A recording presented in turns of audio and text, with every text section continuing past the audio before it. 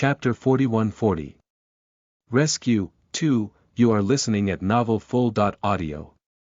Jahi POV, looking at the ritual circle, I watched as some thing walked out.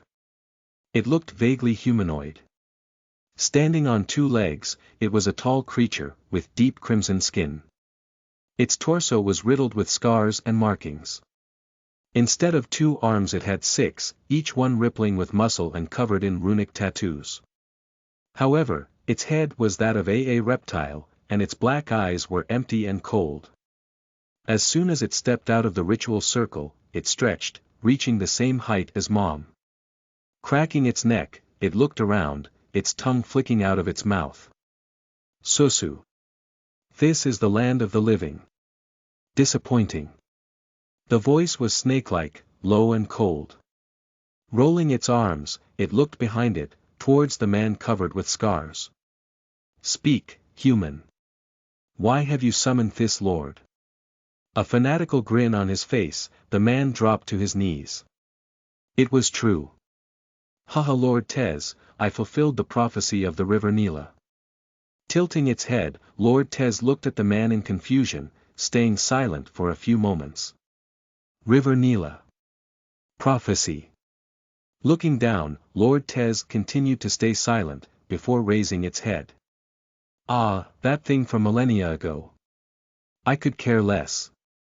All I crave now. Raising its head, Lord Tez looked towards us, its tongue flicking out. SSSSOULSSS. Saying so, it flickered forwards, faster than I could comprehend. Appearing before Julie, it tried to grab her with one set of arms, only to be met by Mom, the Empress, and the Sultana standing in front of it. So you summon a fiend? In front of me. Hearing the Empress' low voice, I shivered slightly. Haha, I actually thought we would have a challenge today, Mom just chuckled, however I could tell there was no mirth in her voice.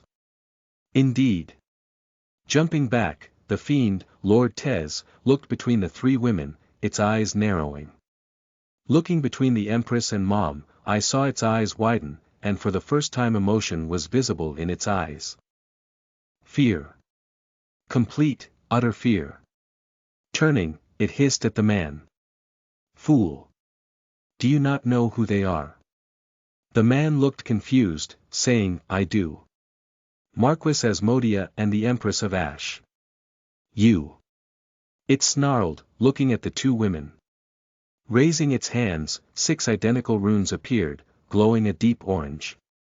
6 blades of fire appeared in its hands, and the fiend dropped into a stance, looking warily at the 2 women. Cordiva, do you wish to try this first? Mom chuckled, before stepping forwards. She created the same runes the fiend did, grasping 2 blades of fire. Been a while since I fought a fiend. This'll be fun. As soon as she finished speaking, she walked towards the fiend, spinning her blades. Only one of you. Are you insulting me? It hissed again, before moving forwards, swinging all 6 blades at Mom. Blocking them, she chuckled. No, not really. I do believe I am more on your level than she is. Saying so, she flicked her blades down, before sending a kick at the fiend. Skidding back a few feet, it hissed again, before rushing at her again. Feeling someone grab my shoulder, I looked up to see Mother looking down at me. Well, you have a choice. You can watch Cordiva fight a fiend. As she said that, I saw her gaze heat up as she looked at Mom, before taking a deep breath and looking back down at me. Or you can fight your first real opponent. The only one that's a problem, only a small problem, but a problem nonetheless, is the man with the scars. Everyone else.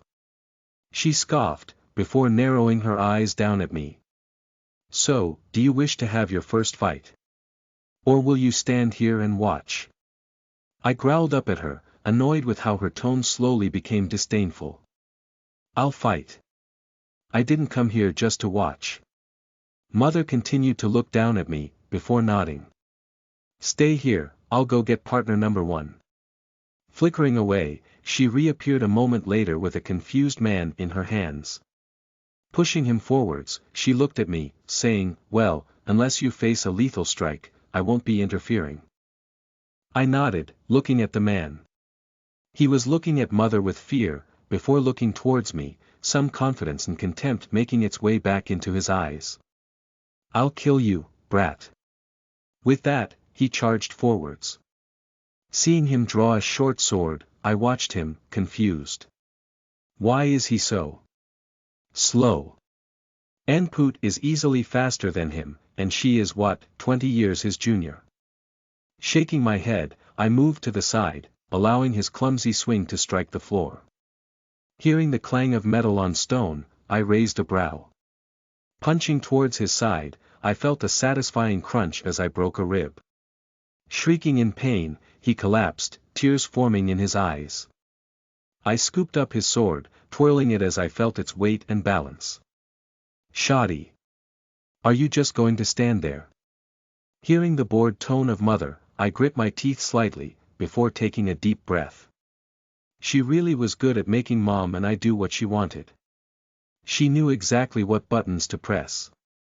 Raising the sword, I hesitated, looking down at the man as he shivered in pain and fear, sobbing. Feeling someone behind me, I turned to see Mother looming over me, looking down at me. "Do it. Kill him." Hearing her glacial tone, I shivered slightly, looking back down at the man. Clenching my jaw, I continued to look at him. Was he not attempting to kill me moments before? Is he not part of the group who dared? Thinking of that, I felt my blood boil. I swung down. I could feel the blade sever flesh and hit bone. I could hear the sounds of flesh tearing, hear his screams. I could smell the iron tang of blood, the stench of urine. Panting, I raised the blade, watching as blood slowly dripped off. My vision swam, and I felt like I was going to collapse. Before I could, I felt someone hold me, gently. Turning, I saw Mother looking down at me, a mixture of emotions raging in her eyes. I saw regret, pride, sadness. Sighing, she stroked my hair, before saying, "I really wish I could have handed you a world without bloodshed. Yet, as long as people exist, the ugly side of everyone will rear its head eventually. I would rather you understand the weight of a person's life. The feeling of ending one." Continuing to stroke my hair, she gave me a weak smile, before looking back up. "Cordiva and I often discussed this. Should we wait for you to grow, both physically and mentally, before your first kill? Or should we make you accustomed to it now?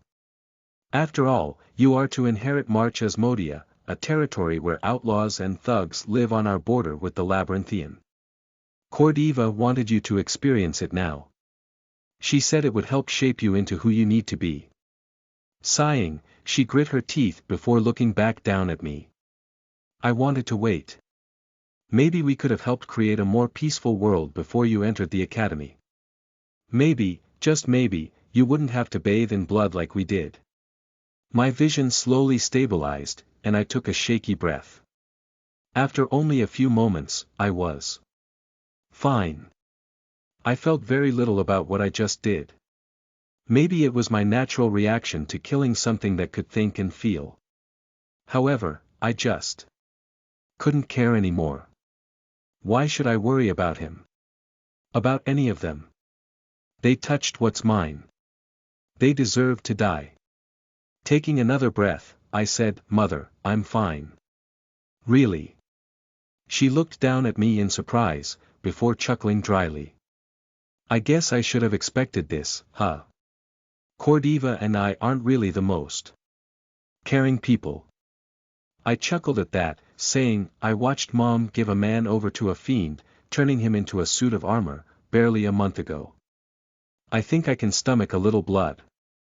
She shook her head, laughing. "We really didn't give you much of a chance, huh?" I shook my head, and she sighed. "Well, do you want to try again? Before Julie kills everyone." I looked up, watching Julie wade through the bandits. As she used her mana-coated fists to kill everyone. "I guess one more wouldn't hurt." She smiled down at me, flickering again. I looked towards Mom, watching as she laughed while she toyed with Lord Tez. She weaved through its attacks, much to its frustration. Its body was littered with cuts, blue blood dripping from the wounds. Mom, on the other hand, looked like she was dancing, her clothes still intact and her mood jovial. Is Mom always like this? Looking up at Mother, I saw her heated gaze again, and I sighed. Huh. Oh, yeah. Cordelia enjoys toying with fiends. Something about knocking them down a peg. They tend to be quite prideful, yes. Sayol took quite a few beatings before bending the knee. From what I heard, your ancestor had quite the fight with Kahandi as well. However, that pride is well earned. Against a majority of the world, fiends are just that strong. It's just. Looking back at Mom dancing around Lord Tez, the Empress chuckled. Well, we are a little too strong for fiends. The Sultana nodded, before looking at us. Shouldn't we be looking for the little one? Hearing that, I felt like an idiot. The slight high I had from my second kill made me forget that we still hadn't truly located Cat. Feeling my chest tighten, both in worry and guilt, I looked back towards Mom. Finish up. We need to find Cat. Hearing my shout, Mom looked over her shoulder, whining, come on, just 5 more minutes, K. Glaring at her, she sighed. Fine, fine. Listen, Scaly, my brat wants me to finish this up. Sighing, she jumped back, before a large ritual circle appeared in front of her. The fiend's eyes widened, however, before it could act, a large wave of flames washed over it, and for a few moments the room was almost purely orange. Dimming, we all looked towards where the fiend was previously, only to see a small pile of ash. Taking a deep breath, Mom looked towards me, an annoyed look on her face. Really, why didn't you all just go on without me? Finally get to have some fun. Pouting and muttering to herself, she rejoined us, before looking over at Julie. Come on, Jules. We're going down. Stalking over to us, I looked at Julie in fright. Covered in blood from head to toe, her eyes were still a deep blue. With her lips drawn in a tight frown, I shivered slightly when she looked at me. Let's go. So, the last few days have been mentally draining for me, and I have no idea why. I would get home from work, take a nap, then wake up exhausted. Shift is 3 a.m. 7 a.m., the ungodly hours are probably why, but the money is good. Anyways, boom, cliffhanger over. Little power reveal, little moral dilemma, and character development. Sounds like a good chapter to me. That all aside, I do just want to say this. I have really been enjoying these books on web novel, so if you need something to read because you're like me and crave entertainment, consider checking these out if you haven't already. Time stops when I'm with her, Unche. Just a really wholesome OPMC Yuri novel. Like, really sugary sweet wholesomeness. Naruto. The strongest Senju. Tsunade but better. That's the whole idea, and it works really well. Characters and all that is good, and I have enjoyed binging it. Naruto. Tango with Death. Isekai novel, pretty good.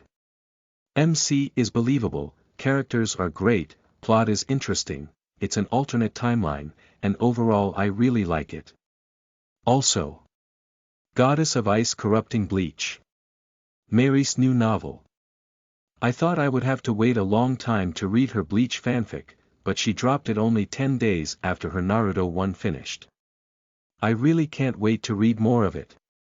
For the people who don't care for fanfics. LOL, I have nothing, sorry. Not on web novel, anyways. Alright, little discussion thingy over, I hoped you enjoyed. Chapter 42-41. At #*%. You are listening at novelfull.audio. Jahi POV, as we all made our way towards the stairs, I looked around, blanching at the sight of the torn-apart bodies. Shivering, I turned back towards the front, trying to ignore the heavy tang of iron in the air. Slowly descending into the basement, I noticed that there was little noise. Concentrating again, I tried to strengthen the tether between Cat and I, and it only took a few minutes. Left. Hearing me, everyone nodded before moving towards the left. Looking around, I saw that most of the walls were made from wood, which was engraved with various runes. The area was empty and covered in dust. Slowly making our way through the various rooms, I was growing slightly worried by the silence and empty space. Taking deep breaths, I continued focusing on the tether, before smiling when I noticed that it led, and stopped, in the room in front of us. She's in there. Julie opened the door, looking around, before moving in. Following behind her, I saw that there were various crates and tables strewn about, but like the other rooms, it was empty. Looking towards the center, we saw Cat bound to a chair. Her clothes were ruffled, but otherwise she looked fine. Relief flooded my system, and I grinned widely. I was about to move forwards when I saw a flash of blue from Julie. Looking at her, I watched as she used water magic to cleanse herself of the blood, before running forwards and kneeling in front of Cat. Shaking, she gently raised her hand to Cat's forehead, moving a strand of hair out of the way. Moments continued to pass, and Cat showed no sign of movement. We all moved closer, examining her. Ah! Hearing the Sultana, we all looked at her, and she pointed to a small prick on Cat's neck. They used a mixture of nightshade, lavendoria, and acaron seeds. We should bring her back to the house, she won't be waking up anytime soon. Hearing her, Julie nodded, gently lifting Cat up. Holding her close, she burrowed her face into Cat's neck, her eyes flickering between hazel and deep blue. Cat POV, I was drifting in a black river, the sky a deep gray.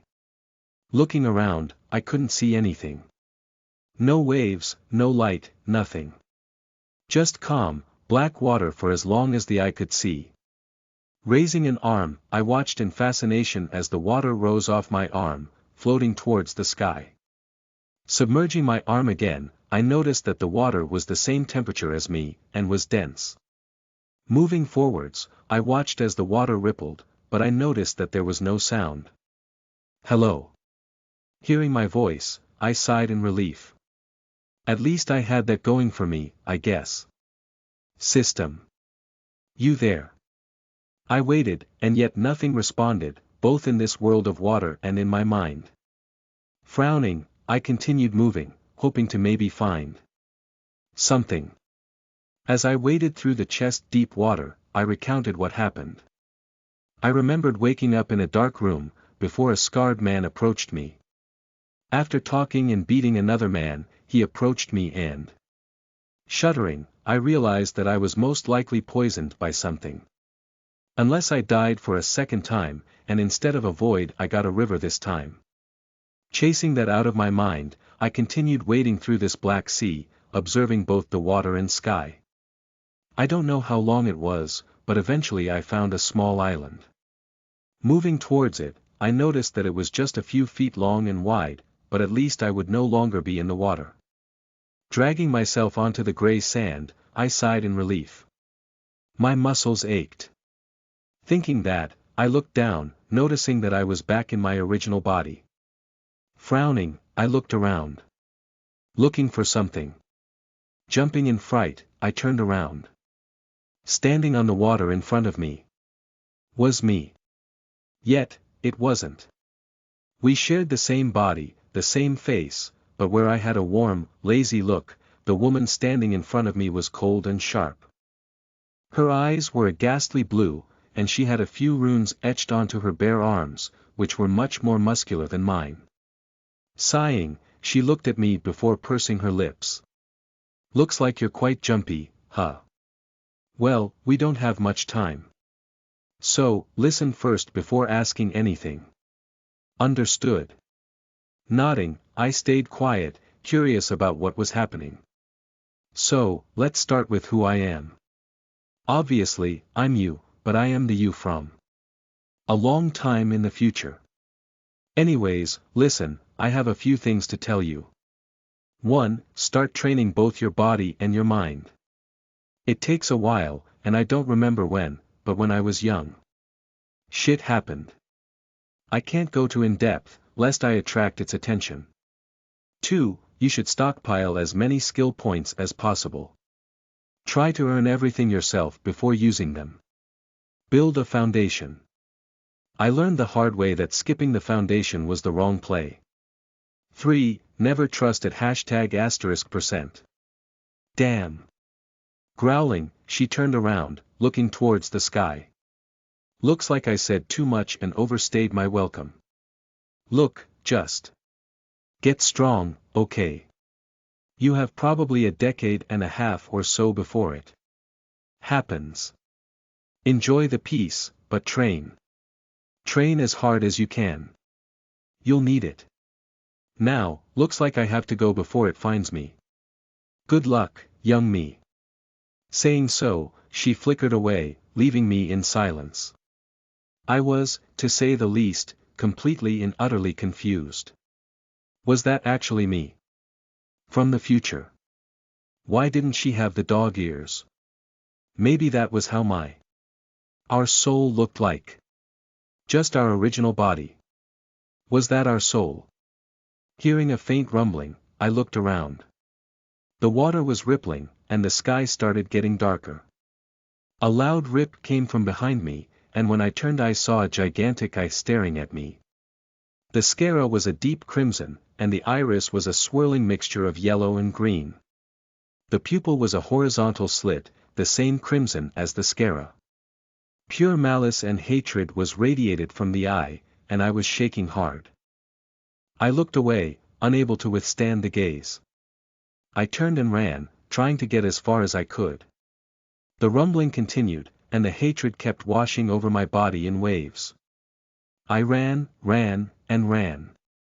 I was panting, my body screaming at me, yet I continued to run. I couldn't bring myself to stop. I felt that if I stopped, I died. It felt like an eternity, but eventually the rumblings calmed down before stopping altogether. I kept running until I didn't feel the gaze on me. Looking over my shoulder, I sighed in relief when I saw just an empty sky. Collapsing to the ground, I drew in air as quickly as I could, before I froze.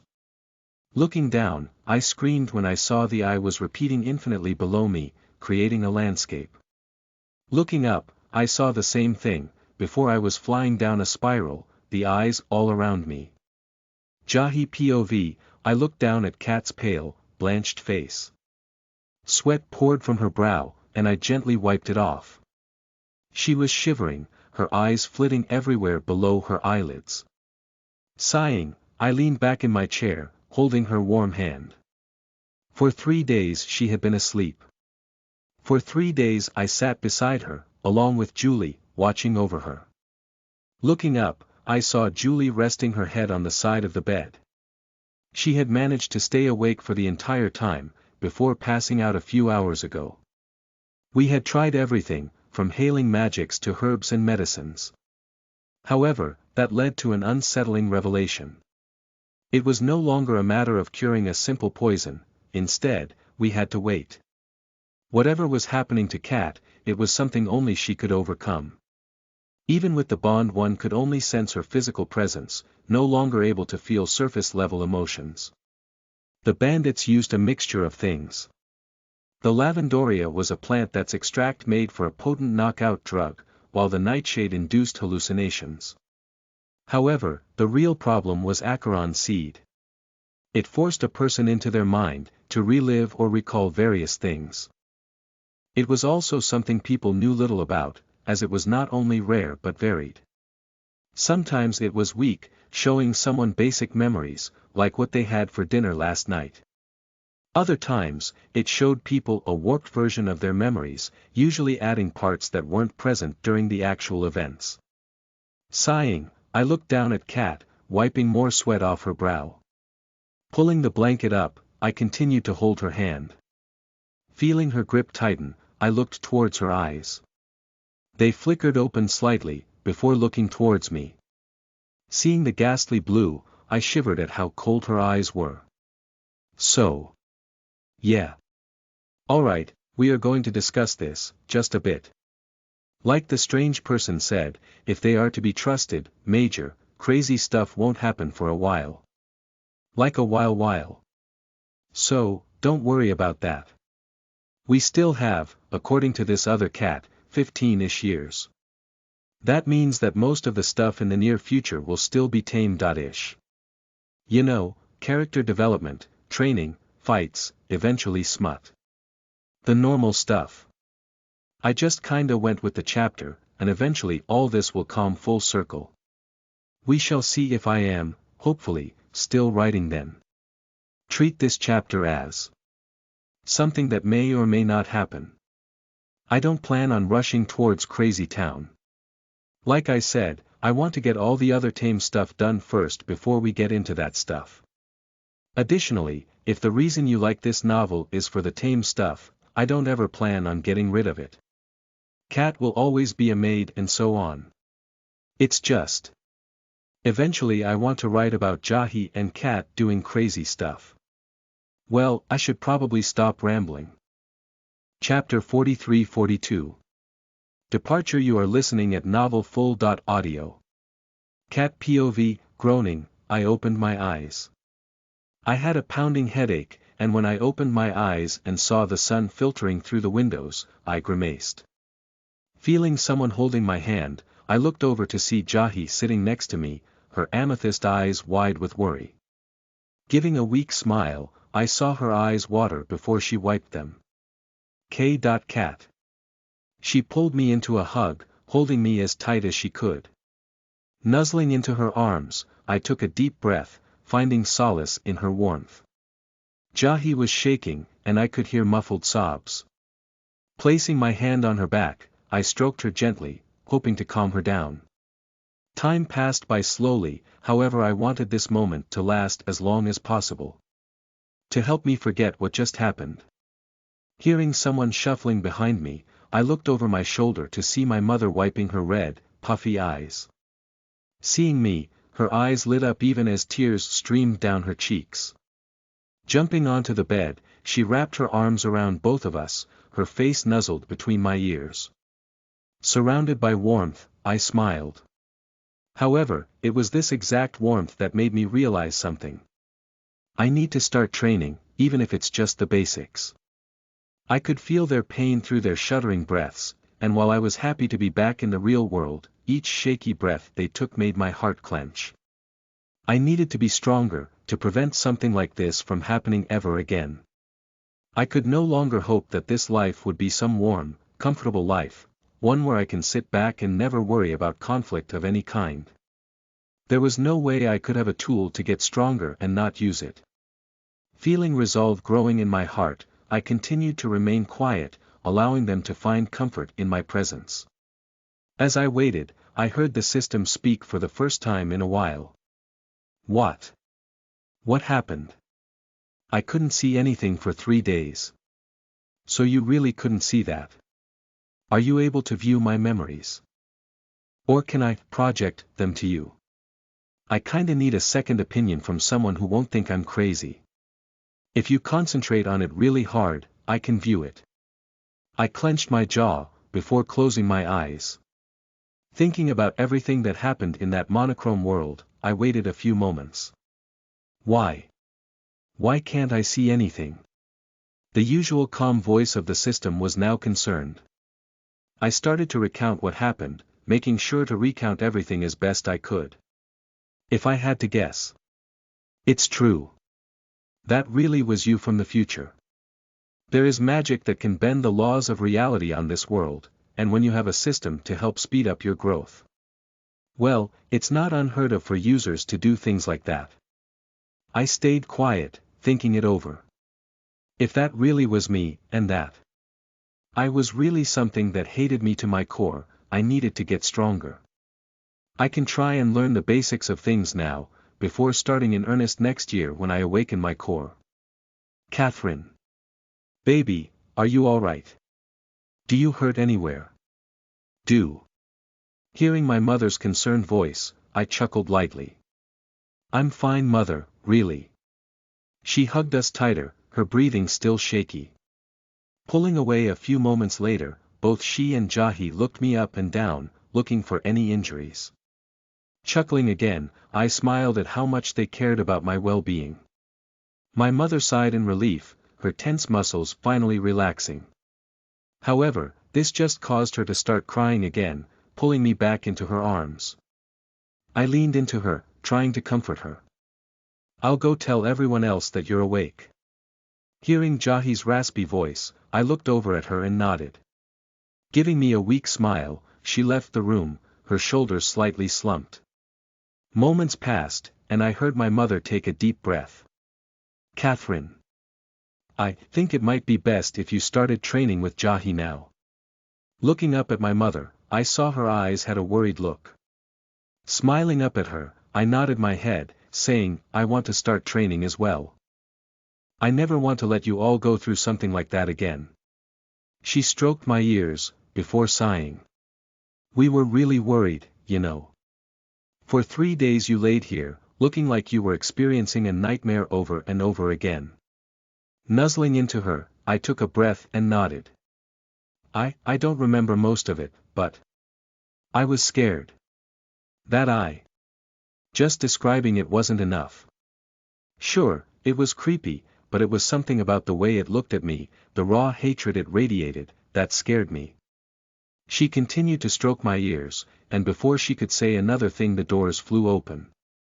Seeing a gray blur rushing towards us, my mother let me go, a slight smile on her lips.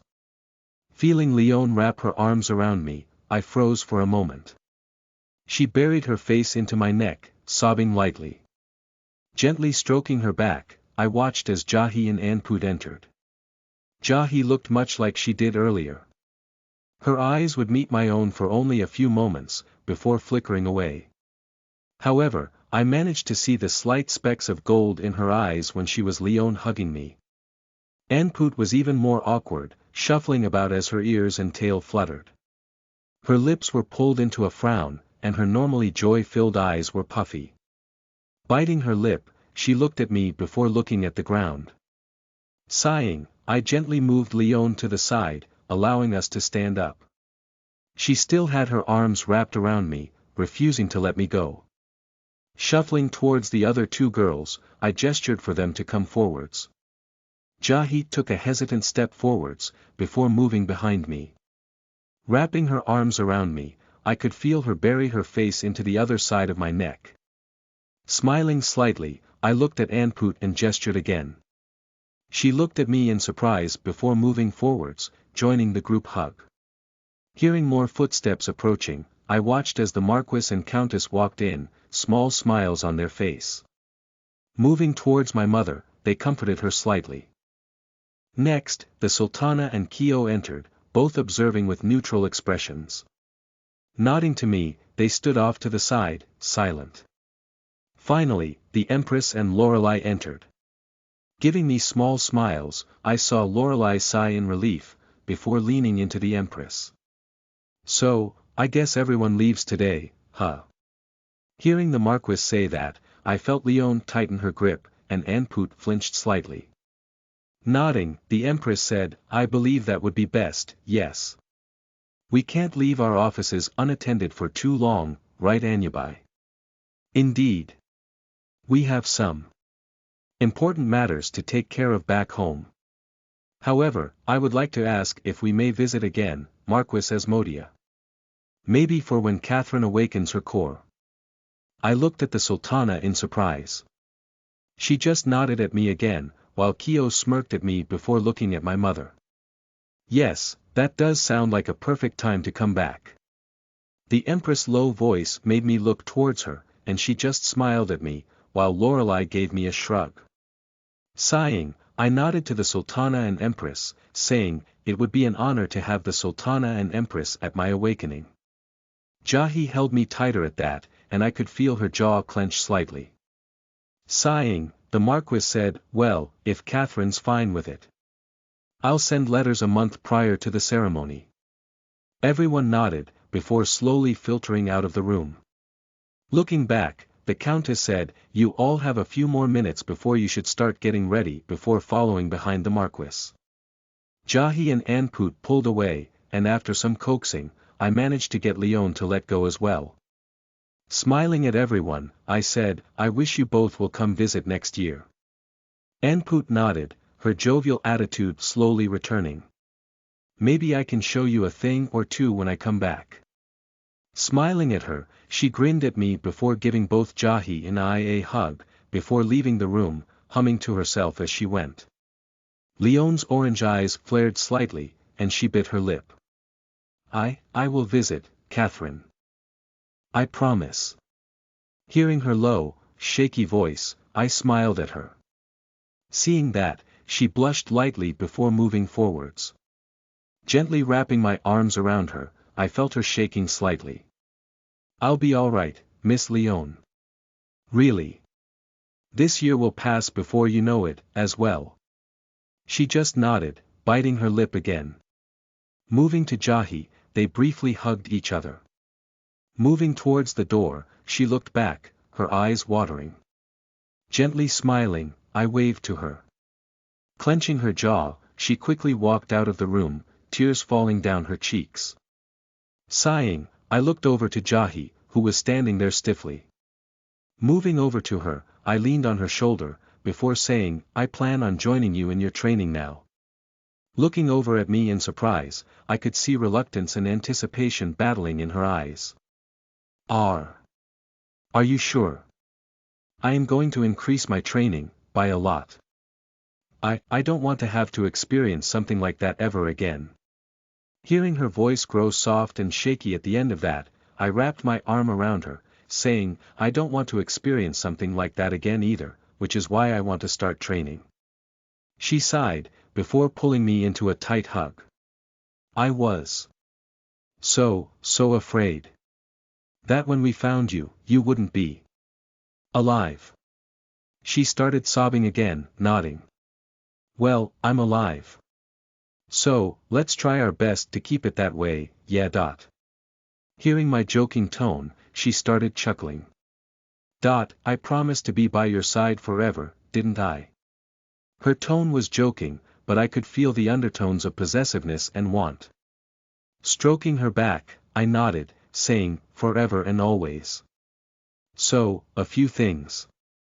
1. I asked another author on the site, Greyback, Vile Evil Hides Under the Veil, about contracts. I wanted to hear what he had to say about it, and he managed to clear some doubts. I do not have to upload daily with a contract. Apparently that is only works that do the privileged chapters, the chapters that are locked behind a coin wall and are technically not released yet. So, I think that at chapter 50 I will accept the contract. If I have control over how much a chapter costs coin-wise, I was thinking about either 4 or 6, since they split profits 50/50. Make it nice and even for my minor OCD. 2. I will start plugging my p.atre.on at the same time. I need to fine-tune it, but I think I want to do multiple tiers, with each one offering its own benefits. I don't know exactly what yet, but I just want to let people know. 3. This is just me being curious, but how many people are reading this? If you could just drop a comment on this paragraph to let me know, that'd be great. Web novel doesn't provide easy-to-read statistics or anything like that, so just comment anything on this paragraph. Thanks. Anyways, that's all. I know the book is slow, but it picks up now. After all, the characters are introduced, the world is outlined, and power stuff like magic is also outlined. We have a few more chapters before a time skip to the core awakening, then a few summary chapters of things happening, like social events, mini-events, lemons, fights. You know, normal things. Let me know if you've been enjoying it, and I hope you continue to enjoy Cat's Journey. Chapter 44-43. Training. You are listening at novelfull.audio. The days after the Empress and Sultana left were slow, but warm. I spent most of those days in the arms of either my mother or Jahi, both still a mess from my mini-coma. I was touched, and really enjoyed the time, but I wanted to delve into my training. Thankfully, the Marquis saw my plight and managed to convince the two women that we should start going back to normal. So, that was why I was nervously shuffling around the training grounds, dressed in a new outfit. Similar to Jahi, it was just a crop top and loose pants. Both Jahi and the Marquis were preparing for today's session, while the Countess had managed to drag Mother out into town. I started pacing, my nerves growing. I had worked out in my previous life, but it was just to keep myself roughly in shape. I never had an interest in having muscles, nor in having an insanely healthy body. Minutes passed, and I had paced the grounds at least 4 times already. Hearing the door open, I looked over to see the Marquis and Jahi stride in. The Marquis gave me a smile, while Jahi ran over to me and gave me a quick hug. "Alright, since you still don't have a core, you'll have a toned-down version of the regimen I have Jahi go through." "Understood." Nodding, I waited for her to continue.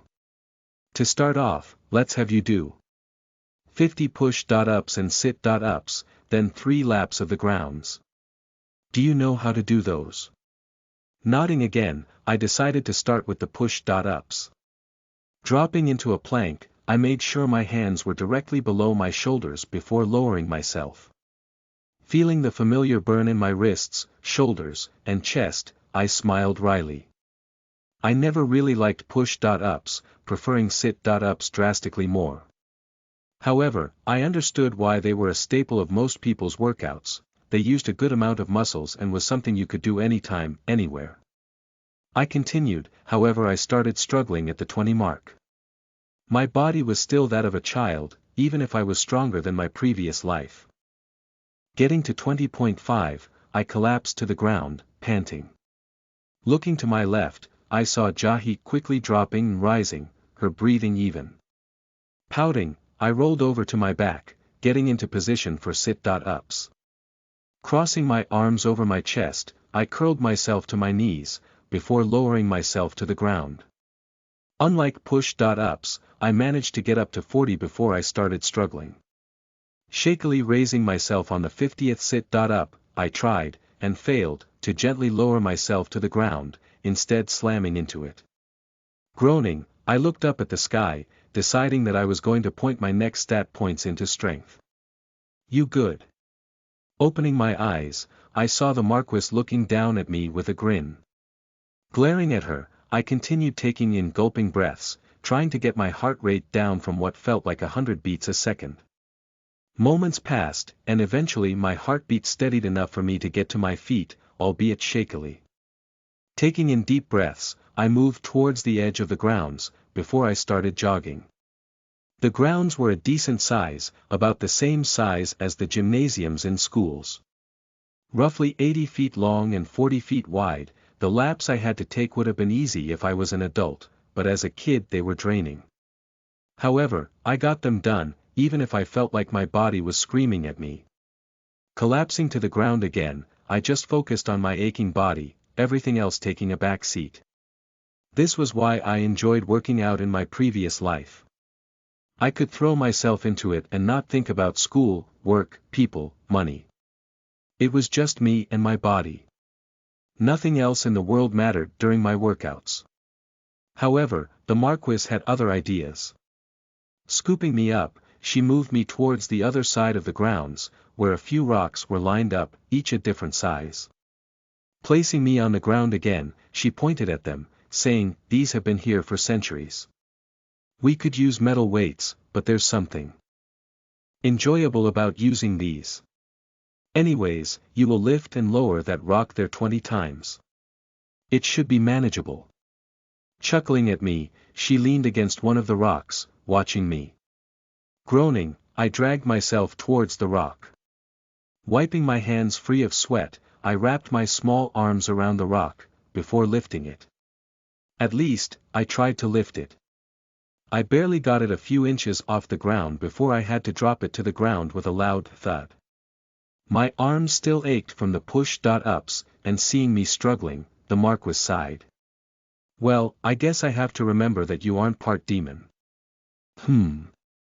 Sighing, she picked me back up before holding me in her arms, leaning against her rock. "Ha! I guess we should keep it simple for now. Just get your body used to using its muscles. Rest, then run another few laps. We'll be done for a bit then. I nodded, though I was too tired to speak. I watched Jahi as she continued her workout, changing from push-ups to sit-ups. Minutes passed, and eventually I asked, when? When can I learn to use a weapon? Looking down at me, the Marquise pursed her lips, before saying, probably in a month or so. I plan on just teaching you to use short blades for now. Something everyone should learn, and is simple enough to introduce you to handling a blade. I turned my gaze back to Jahi, before asking, will we learn with real blades or practice ones? Chuckling, the Marquise said, practice ones. It'll hurt to get hit, but shouldn't kill you.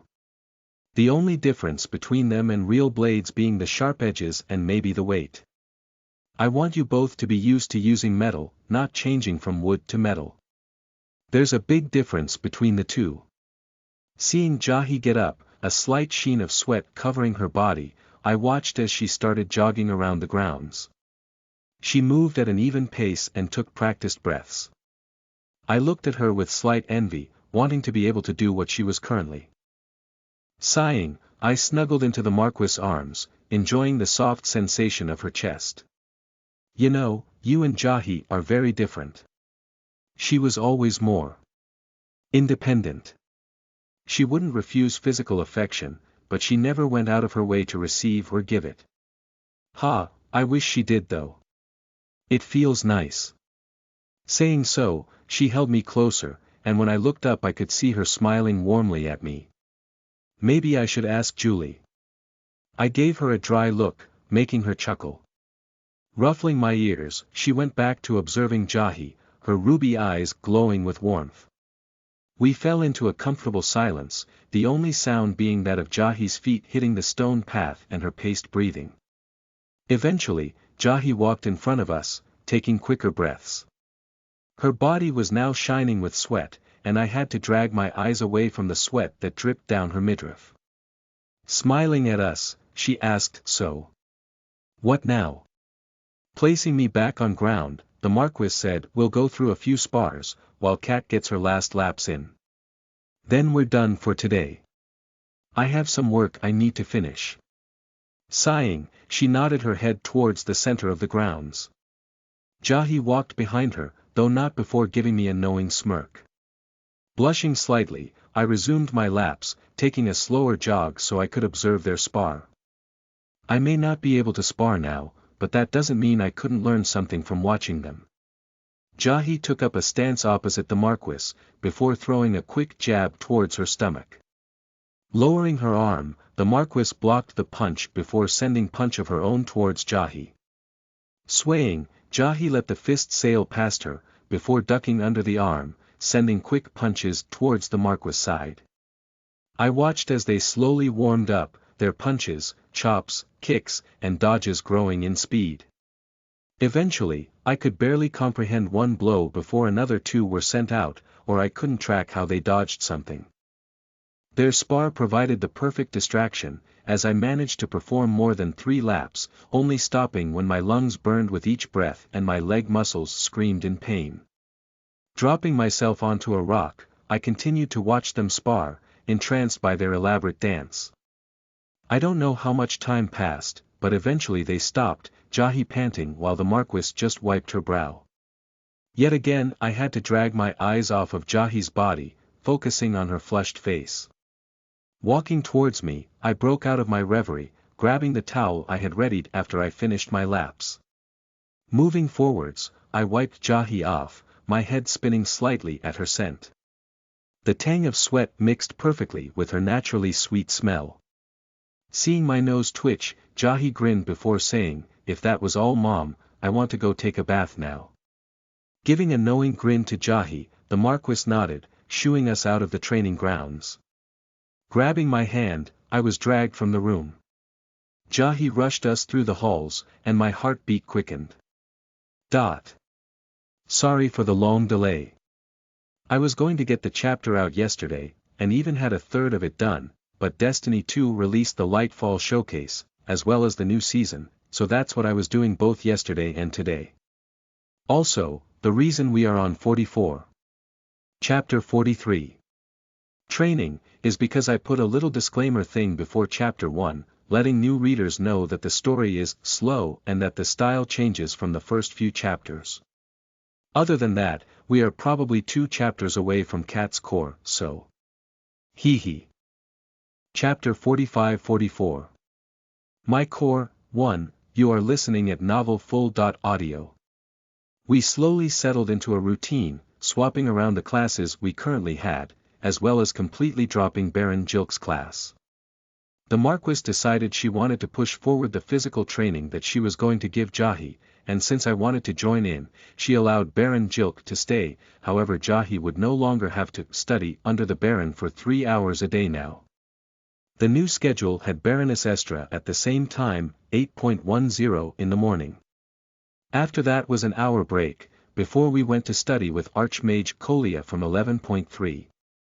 Another break, then we practiced with either the Marquis or Countess from 4:6. That was the new schedule, and while it was demanding, it was quite rewarding. Time slowly passed by, and I noticed that I was getting much stronger, and my control over my body had increased as well.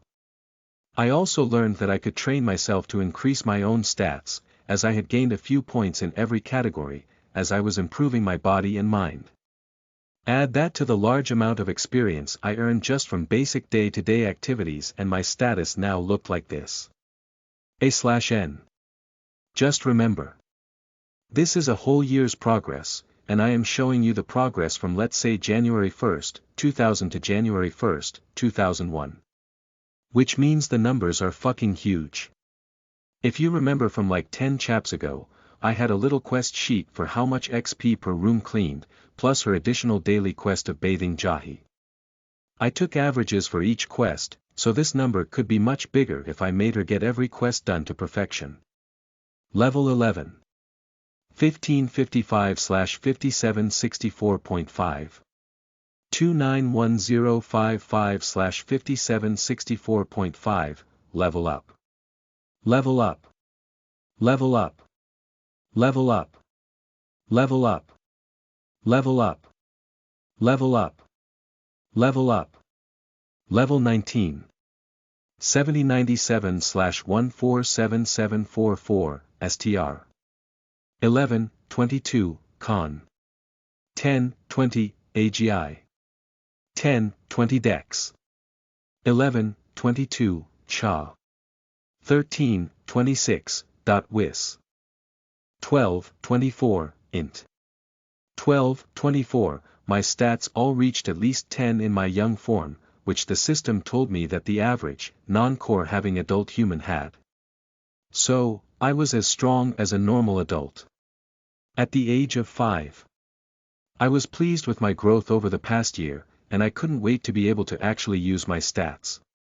Since it had been a year since I was sent here, I assumed that it was now my birthday, and that tomorrow, I would awaken my core. I was both excited and nervous. Even with all the assurances from the system, I couldn't help but think about the what-ifs and maybes.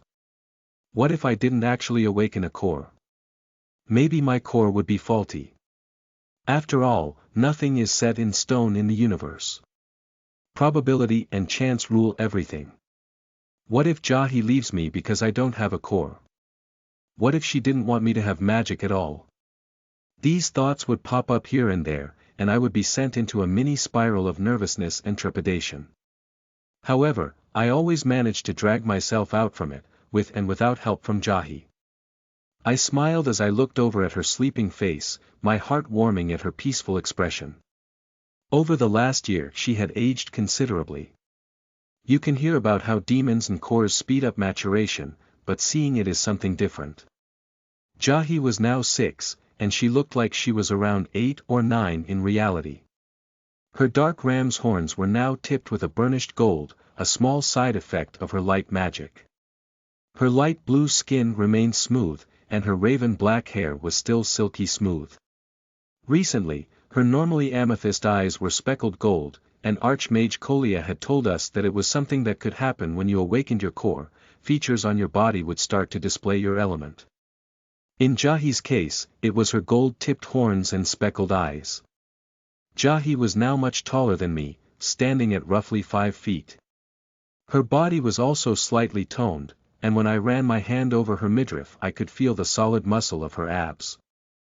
She had grown much more beautiful over the year, and had also grown much more promiscuous. She was more hands-on than before, which was hard to believe, and had no problems letting her hands roam freely. Additionally, she started giving me light pecks on parts of my skin, be it my forehead, cheek, hand, wrist, or even my neck. However, she never once went for my lips.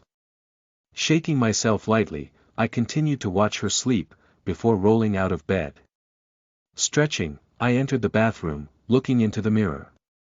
Jahi wasn't the only one to change. I let my hair grow out longer, and I usually let it hang freely. My ears were more defined, and the fur on both them and my tail was longer. I had grown taller as well, though I stood at roughly 4.5 feet. I smiled at myself, before starting to prepare everything we needed for the day. Leon and Anput would be arriving today, and while I had slight concerns about Anput, I was looking forwards to seeing the both of them. I had gotten better at sparring, and while I wasn't as strong or agile as Jahi, I made up for it in technique and strategy. Jahi, like the Marquis, preferred to overwhelm their opponents in brute force, while the Countess and I used our heads, utilizing the surroundings to our advantage. I wanted to use my newfound strength and beat Anput in a spar. Chuckling, I remembered when I surprised everyone when we started prating with blades. I had managed to defeat Jahi with ease on the first day. My movements were clunky and unrefined, but my dagger proficiency, adept, made me look like a natural compared to Jahi. Jahi had pouted the entire day, before slipping out every night to train herself. I didn't catch her until a month or so after, and by then she herself had caught up, making our spars more even. Sighing, I exited the bath, quickly arranging our clothes on the dresser, before sitting on the edge of the bed. Looking at the light blue demon snoring softly as she hugged a pillow made me smile, and I shook her shoulder. Grumbling, she blinked her eyes a few times before looking at me, yawning. "Good morning, Jahi." She just nodded at me, her eyes unfocused. Chuckling, I got up from the bed, making her pout slightly.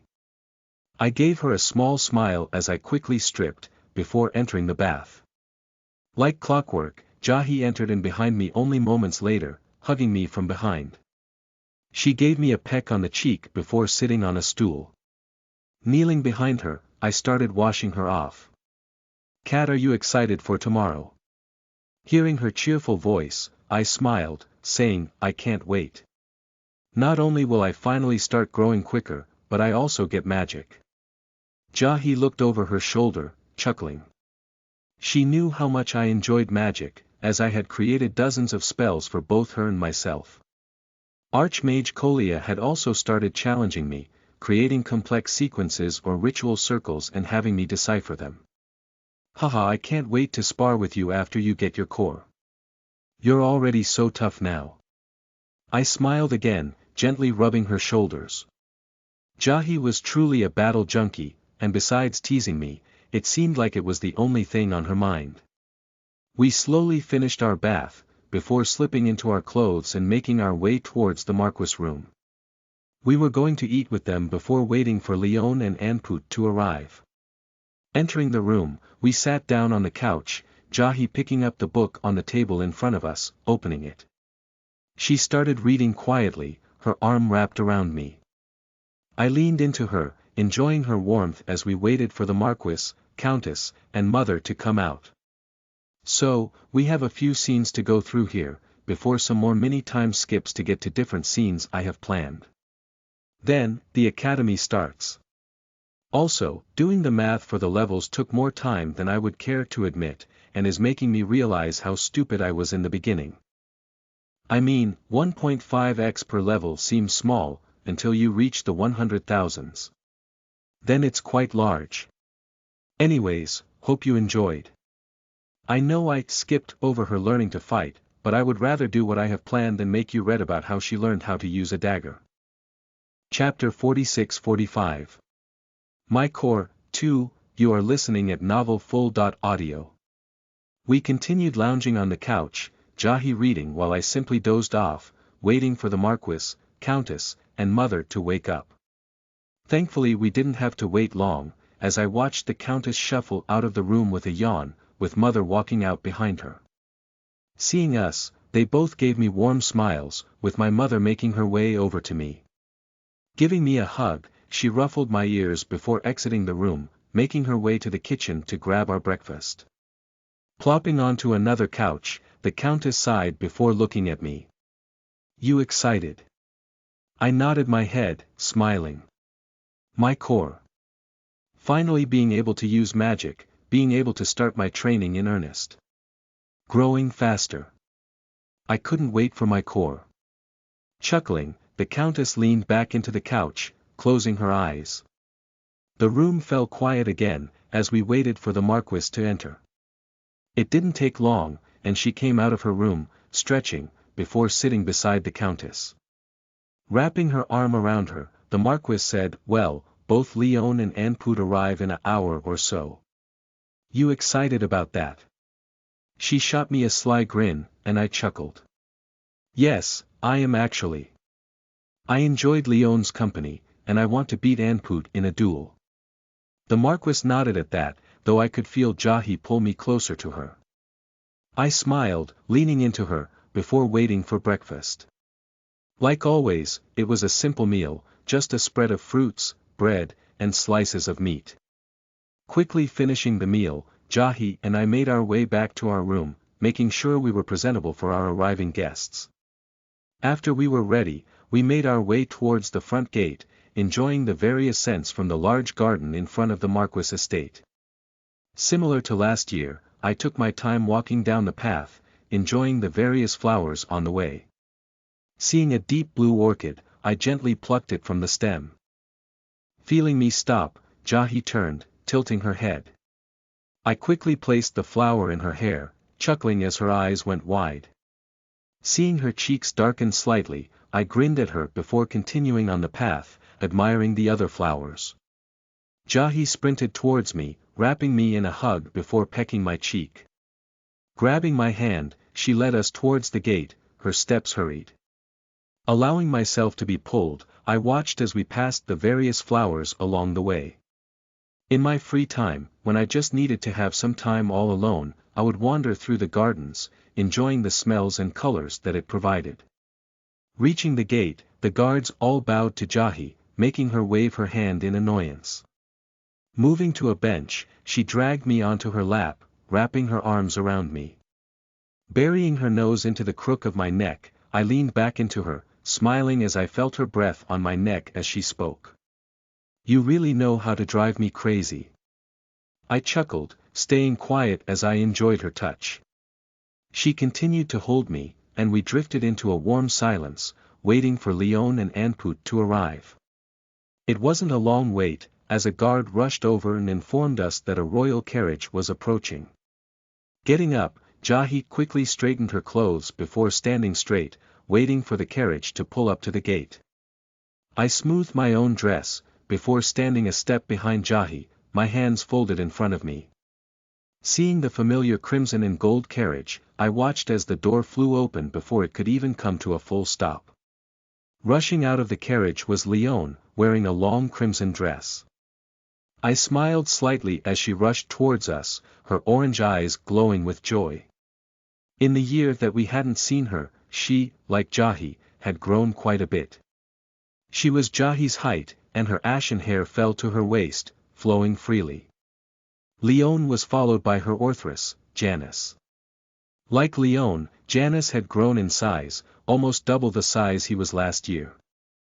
Additionally, his body was much more muscular, as he had lost most of his baby fat. Stopping in front of Jahi, Leon gave her a hug, smiling widely at her. It's been a year, huh? Hearing Leon's low voice, Jahi nodded, smiling back at Leon. After another brief hug, I watched as Leon turned towards me, her orange eyes flashing slightly. She pulled me into a tight hug, swaying side to side as she held me. Returning it, I waited for her to release me, which was moments later. Leon took a deep breath, saying, "It's nice to see both of you again." I nodded, smiling at her. "Must be better than the stuffy palace too." Hearing Jahi, Leon nodded, sighing. "It is. All the meetings, gatherings, classes." Sighing again, Leon pouted, looking between Jahi and I. "You both are so lucky."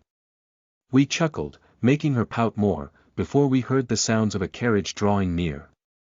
Turning, we watched as a black carriage stopped in front of us, and the door opened.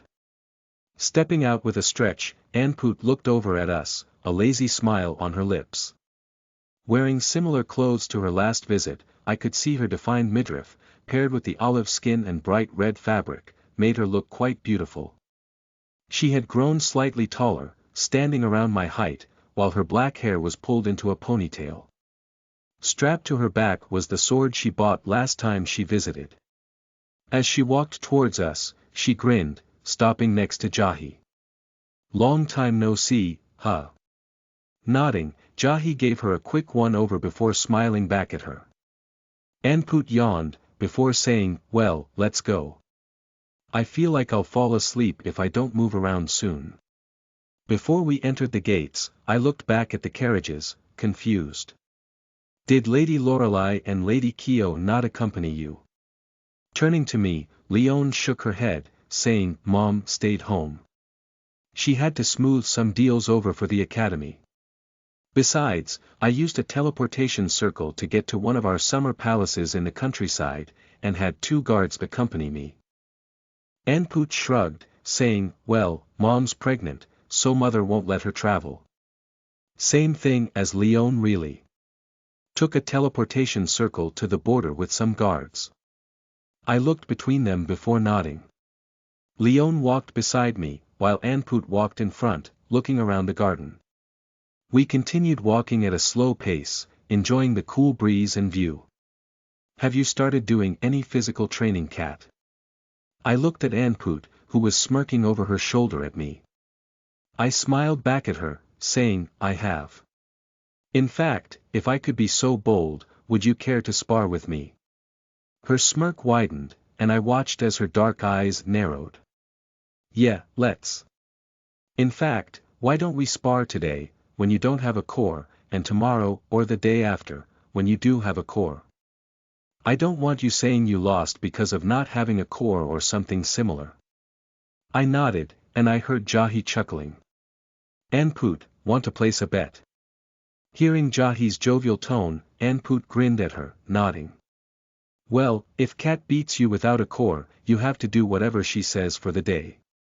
Anput nodded, before saying, "Then that means if I win she does whatever I say for the day." "Deal." I looked at Jahi, watching in amusement as her eyes flickered gold, her smile freezing, before she nodded. I stayed quiet, simply smiling at Anput when she looked at me. We resumed the walk, and I felt Leon tug on my sleeve. Turning, I saw that her orange eyes were alight with worry. Smiling at her, I chuckled when she blushed, looking at the ground. Leaning closer to her, I whispered, "I beat Jahi in a few spars recently." Leon looked at me in surprise, before smiling widely. Looking up at Anput, she chuckled before whispering, "Well, I hope you win. It will certainly be interesting to see her have to be subservient to you." I nodded, also looking forward to seeing Anput act restrained. Moving up towards the main door, I moved in front of the group, opening the door to allow them inside. Following behind them, I watched as their guards followed the prepared servants, moving down the halls with some luggage. We made our way first to the large lounge, where the Marquis and Countess waited. Entering the room, we saw the Marquis take a puff from her pipe, blowing out a large cloud of smoke, while the Countess sat beside her, taking a small sip from her teacup. Hearing the door open, they looked up, smiling at us. Nodding to both Leon and Anput, they gestured to the seats, where teacups were laid out. I moved behind Jahi, pulling out her chair before doing the same for Leon and Anput. Taking my place behind Jahi, I watched as my mother served tea to everyone before mirroring me, taking her place behind the Marquis. Taking another puff, the Marquis said, "Thank you both for coming. As I agreed to with the Empress and Sultana, I do have to inform you that you are not allowed outside of the estate walls, and should preferably stay inside. Additionally, your guards will be watching over you day and night. With that out of the way." The Countess leaned forwards, saying, "We welcome you back to March Asmodia, and hope you enjoy your stay." So, slow again, but well. I started writing and this is what came to mind quickly. Just reintroductions before the actual stuff next chapter. Anyways, I mainly just wanted to say thanks for 170k views and 500 plus collections.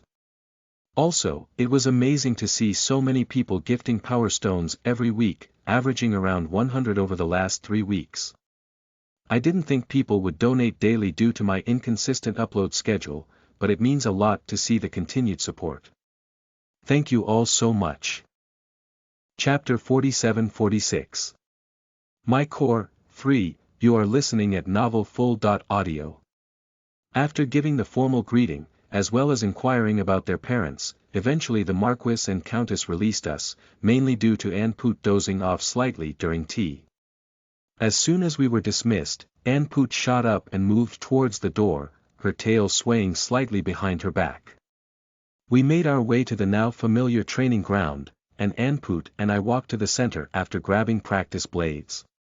Spinning the dagger in my hand, I stayed in a loose stance as I observed Anne Poot. She had grabbed a long sword, similar to the one she bought last visit. Twirling it once, she wrapped both hands around the handle and lowered herself, her grin almost splitting her face. "Alright, first hit wins.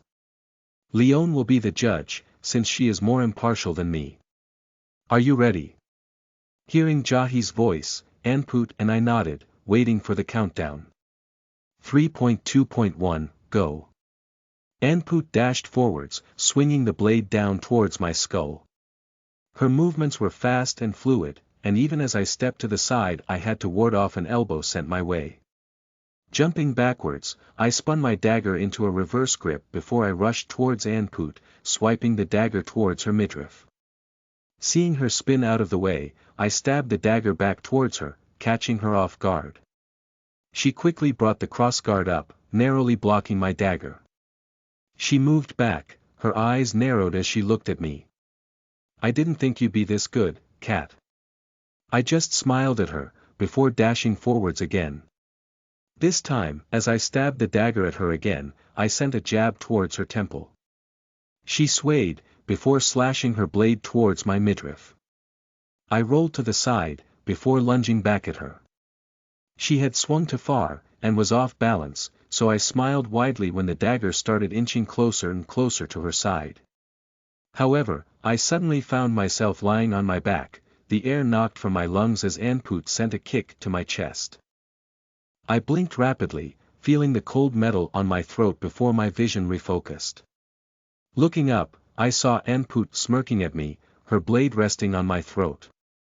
I haven't been slacking off this year either. Withdrawing the blade, she stabbed it into the ground before offering her hand. I glared at her, before sighing and grabbing her wrist. Pulling me up, I beat the dust off my dress before looking back at her. Anne Poot was just smiling at me, though I could see the familiar heat in her gaze, reminiscent of how Jahi looked at me, or the Countess looked at the Marquis.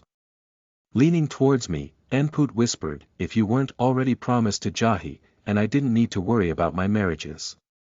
Oh, I would do everything I could to make you mine." She moved back, taking the sword from the ground before looking towards Jahi. "Care for a round?" Nodding, Jahi took a blade from the wall before walking towards Anne Poot. I sighed, before moving off to the side. My chest still stung, but it wasn't something I wasn't used to at this point. The Marquis sometimes forgot her strength. Leaning against the wall, I heard Leone move next to me. "Well. If it is any consolation, Mother has said that the Sultana is raising Anne Poot not to be the next ruler, but to become the Sultanate's blade." I looked over at Leon, looking at her side profile as she watched Jahi and Anput spar in the center of the grounds. The Sultanat's blade. Hearing my question, Leon turned her orange eyes to look at me. Yes. The Sultana plans on raising her daughter to be as strong, if not stronger than her. She says that the Sultanate needs a sharp blade to protect itself. I looked back towards Anput, watching as she grinned as she danced around Jahi's blade. Sighing, I replied, well, at least she seems to enjoy the role. The day passed rather quickly, with Anput and Jahi sparring most of the time, with both sometimes asking me to spar with them so they could spice things up. After the sun fell, we made our way back inside, soaked in sweat. Jahi and I made our way to our room, while Leon and Anput made their way to their own rooms. We took our time in the bath, before eventually getting out to go get food.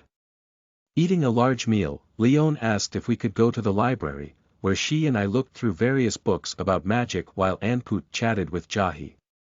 Hours passed, and eventually the day caught up to me, and I started nodding off. Seeing that, Jahi scooped me up before bidding the other two goodnight. Laying me in our bed, I could hear her hitched breathing as she undressed me, before quickly placing my chemise on. Getting into the bed with me, she pulled me into her, burying her face into my ears. I drifted to sleep rather quickly, both from the exhaustion and how comfortable I was in her arms. The day of my core awakening. It both flew by and dragged on. It felt like it took forever for the Marquis and Countess to draw the ritual circle, and yet. Here I was, sitting in the center of the circle, a crystal ball laying in my lap. My heart pounded in my chest, and every breath I took felt like I was breathing in soup. I tried to calm down, but the more I realized that this was the actual start of my life here. Shaking my head, I looked around, seeing Jahi, Anput, and Leon standing as a group, all looking at me with a mixture of worry and anticipation in their gaze. Like with Jahi, the Marquis, Countess, and Archmage Kolia sat in a triangle around me, where they would start gathering mana to funnel into the crystal in my lap. My mother stood by herself, her lips pursed as she looked at me in worry. I gave them all a shaky smile, before nodding my head at the Marquis. Closing my eyes, I focused my entire being on the crystal, just like Archmage Kolia told me to do. Hearing the sound of the three women chanting, I gripped the ball tighter. They continued chanting, until they fell silent, moving away from the circle. Feeling the ball shiver in my grasp, I continued to hold it, until. Gasping, I felt something enter my body through my hands, flooding my veins as it worked its way to my chest, right next to my heart. From my right hand a warm, gentle energy worked through my body, before reaching my heart. From my left hand I felt a chilly, sharp energy rush into me, before colliding with the warmer energy. Crying out, I felt the two slowly clash together, before mixing and spreading to the other side of my body. Taking in gulps of air, I could feel the energy coalesce next to my heart, before slowing ballooning out slightly. I gasped again, the pain and discomfort from my heart feeling like it was being pushed aside, making my head spin. Moments passed, and gradually the two different energies in my body fused, creating a cold, yet comfortable feeling throughout my body. Taking in a deep breath, I noticed something else. The air around me now felt thicker. I could tell that it was no longer empty. There was something in it, and if I had to guess, it was mana. Opening my eyes, I looked down at the pale blue crystal ball, that was slowly dimming. Turning my gaze upwards, I saw everyone looking at me in surprise. Standing up, I felt my vision tunnel, until the only thing I could see was Jahi. Her lithe figure. Her gold-tipped horns. Her amethyst eyes. Her plump lips. Dashing forwards, I threw myself at her, wrapping her into a tight hug. My heart was beating fast, and as I buried my face into her neck, her normally sweet smell sent me over the edge, making my whole body warm up. Pulling away, I looked up at her eyes, watching as they flickered between amethyst and gold. Smiling at her, I leaned upwards, placing my lips on hers. Feeling her stiffen, I moved my arms towards her waist, pulling her closer. As she looked down at me in surprise, I nipped her lower lip, making her moan slightly. Before I could deepen the kiss, she pushed me away slightly, her face a deep blue. Turning away from me, I ground my teeth, slightly annoyed at her, before sighing. Taking a deep breath, I calmed myself down, before simply leaning into her. I could feel Leon and Anput move next to us, as well as my mother, however. My focus was entirely on the blushing demon in my arms. So, that's the core. I plan on showing how it affects her in a little more detail next chapter, but we finally reached this point lol. Anyways, I had a wonderful idea about a few chapters, so just know we have a bit until the academy, though I do think that these chapters will be less tedious, than everything before now, so enjoy. Chapter 48-47. Gift. You are listening at novelfull.audio. After taking a deep breath, I pulled away from Jahi, looking around at everyone as they surrounded me. Mother pulled me into a hug, which I returned. As she held me, I heard the Marquis laugh as she said, "Who would have thought the little pup would have advanced magic as well? Haha, oh, I can't wait to rub this in the Duchess' face." Ruffling my ears, my mother finally let me go, her eyes glowing with warmth as she smiled down at me. Looking around again, I saw Archmage Colia sporting a huge grin as she looked between Jahi and I. The Countess had a gentle smile as she moved over towards Jahi, whispering something in her ear. The Baroness was looking at me in awe, her green eyes flickering between Jahi and I. Finally, Anput and Leon both smiled at me, though Leon was smiling at me in congratulations, while Anput was grinning as she looked me over, her eyes shining slightly with desire. I turned back to the one person who captivated me. Jahi. She was still a deep blue, though her eyes were solid gold as she looked down at me. Considering her blush deepened when the Countess whispered something to her, I engraved her shy look into my mind, almost certain I wouldn't get a chance to see it again. I took a step towards her, making her flinch slightly, before stepping right in front of her. Wrapping my arms around her, I felt my whole body go warm as I hugged her, and I laid my head on her chest, listening as her heart beat quickly. Hearing the Marquis laugh again, Jahi gently untangled herself from me before looking down at me, her lips pursed as her golden eyes were ablaze with desire. "Well, I guess we should leave the little pup and shy demon to it." Chuckling, the Marquis walked out of the room, the Countess and Mother right behind her. Archmage Colia, the Baroness, and the Baron all followed quickly behind, while Anput and Leon remained. Anput chuckled slightly, her tail swaying slightly as she spoke.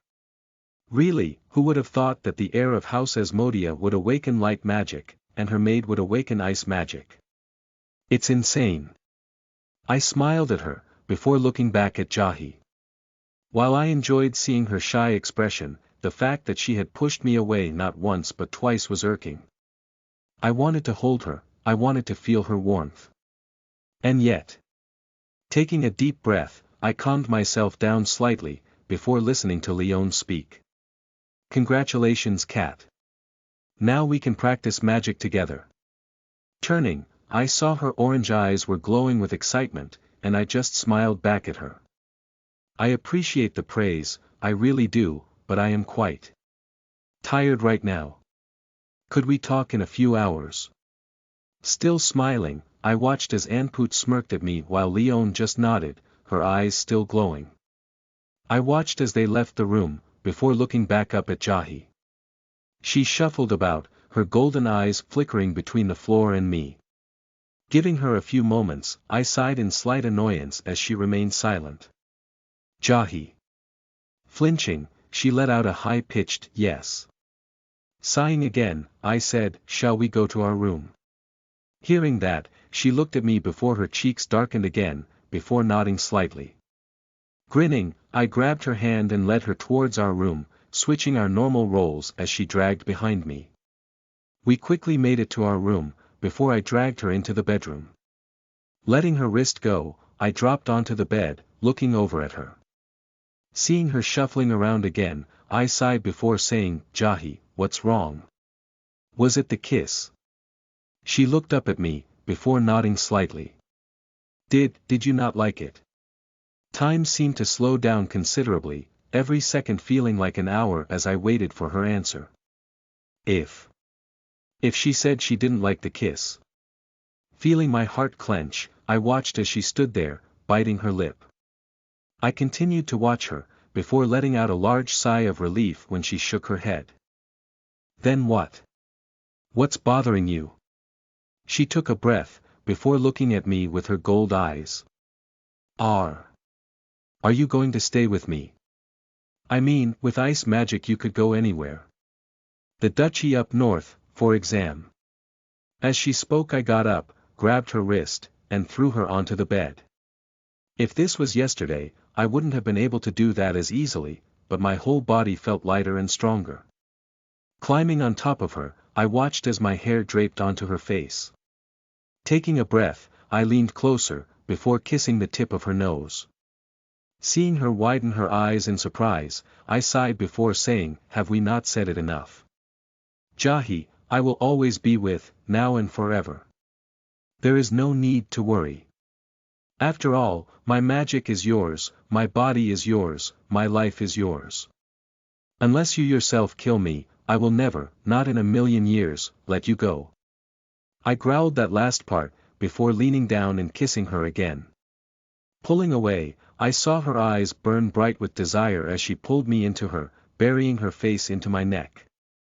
Chuckling, I felt her tense muscles loosen up as she said, by the gods am I stupid. I chuckled as well, saying, yes, that wasn't your smartest moment. She flipped me onto my back, looking down at me as she said, well, this really seals the deal, cat. You are never getting away from me. I chuckled as I looked up at her, my heart warming considerably at her words. The intense desire and love in her eyes, as well as possessiveness in her voice, made me tremble all over. As I was about to pull her back down into me, Jahi got up, sighing in relief before saying, well, I have a gift for you. I watched as she walked towards her dresser, opening up a drawer that she had designated as her personal storage. It was a place she stored her favorite books and other items, and she asked me to never open it without her knowledge. I, of course, agreed.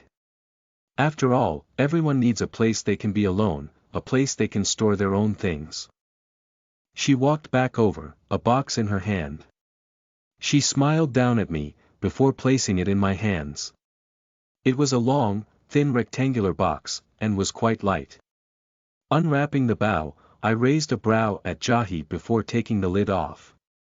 Looking inside, I saw a beautiful red leather collar, a gold pendant dangling from the center, depicting the symbol of March Asmodia. The symbol was a downwards triangle with a circle on top of it, which was topped with a topless rectangle. /n drop a picture here. I found a symbol online that I liked, and realized that I had no idea how to describe it, so boom, picture time. I gently lifted the leather collar out of the box, watching as the gold pendant swayed slightly. Looking towards Jahi, I saw her smirking at me, before leaning towards my ear, whispering, I wanted to show the world that I owned you. I shivered again, my body warming considerably at how her voice dripped with desire and possessiveness. Taking the collar, I quickly fastened it on my neck, making sure it wasn't too tight but wouldn't be moving easily. Nodding, I looked back at Jahi, watching as she grinned widely at me before pinning me back on the bed. Burying her face back into my neck, she repeated, you're mine, you're mine, you're mine. Over and over again, holding me as tight as she could. A little short, I know, but hey. I thought this was a good chapter. Anyways, like I said last time, I have a few scenes planned for now till the academy, which include things like spars, fights, magic, social events, lemons, development between Jahi/Cat and Leon/Anput, and more. So, stick around. Besides that, as always, thank you all so much for the continued support. It really means a lot to me to see all the people donating power stones and leaving comments on this novel. I hope you keep enjoying. Chapter 49-48. Rematch. You are listening at novelfull.audio. I walked beside Jahi, my neck tingling slightly from the few spots Jahi had bit in her excitement.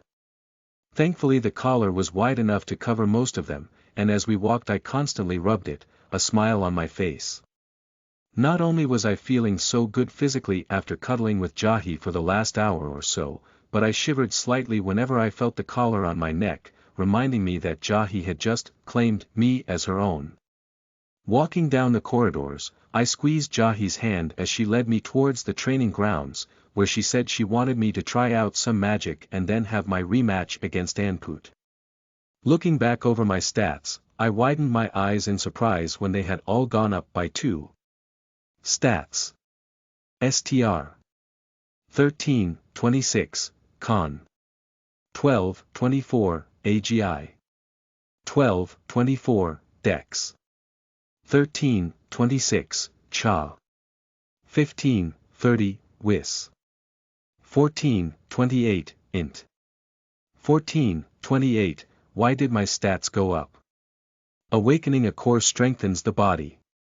After all, while you had some mana inside you before, now your veins are flooded with it. Paired with the fact that you have 2 types of mana surging through your body, the initial power up is quite strong. Congratulations. My smile widened as I looked over my new stats. What took me months of hard work was matched by simply awakening my core, however I was quite excited to see if those extra stats would help me edge out a win against Anput. Entering the training grounds again, I saw Anput going through some basic weapon drills, her body already shining slightly with a thin layer of sweat. Seeing her dance around the field with a blade in hand, her body twisting and turning gracefully, I found myself enjoying the view. Feeling Jahi clench my hand, I turned to see her smiling much like the Countess, her smile strained and golden eyes chilly. Smiling back at her, I looked around and saw Leone sitting on a rock, a few fiery runes floating around her. Giving Jahi a quick peck on the cheek, I said, "Go spar with Anput. I want to try out my magic." Her eyes went back to her beautiful amethyst, before she nodded at me. However, before I could move towards Leone, Jahi had wrapped an arm around my waist, gently placing a kiss on my lips before rushing away. Biting the inside of my cheek, I took in a deep breath to calm myself, keeping myself from rushing over to her and dragging her back to our room. Taking another breath, I walked over to Leone, looking at the various runes in interest before sitting on another rock. Considering her eyes were screwed shut, and some runes flickered into existence while others faded away, I decided to stay quiet, letting her continue whatever it was she was doing. Crossing my legs as I sat atop the rock, I closed my eyes before tuning everything out. I focused myself inwards, looking for the mana coursing through me. It didn't take long, as I felt the twin streams coiling around each other in my veins, one gentle and warm, the other sharp and cool. Taking in a deep breath, I focused on the warm and gentle mana, deciding to start with my water magic. Lifting a hand, I drew out an upside-down triangle for water, followed by a circle. Pushing the mana out of my hand, I opened my eyes and, seeing a ball of water revolving above my palm, I grinned widely as I looked at it, using my hand to move it around. I giggled as I managed to keep it together, gently passing it from one hand to the next. Eventually, I released my control over the mana, watching as the water fell to the ground with a splash. Grinning, I channeled my mana to my hand again, redrawing the same sequence but adding on a rune for smaller size.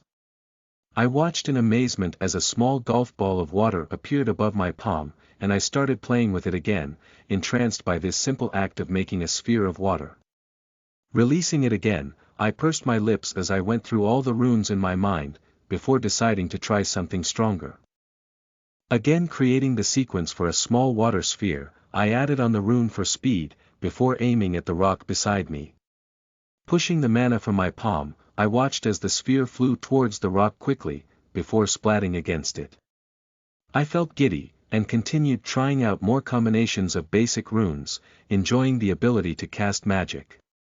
Eventually a shadow fell over me, and I looked up to see Jahi and Anput looking down at me with small smiles. Having fun. I nodded at Jahi, a wide grin on my face. She chuckled before sitting behind me, wrapping her arms around my waist.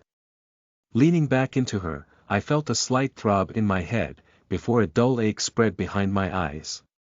Groaning slightly, I felt Jahi chuckle behind me as she said, "Don't overdo it.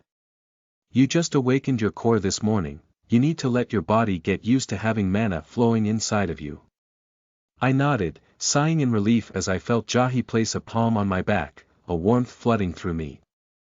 Looking up, I saw Anput's smile was stiff as her gaze was locked on my neck.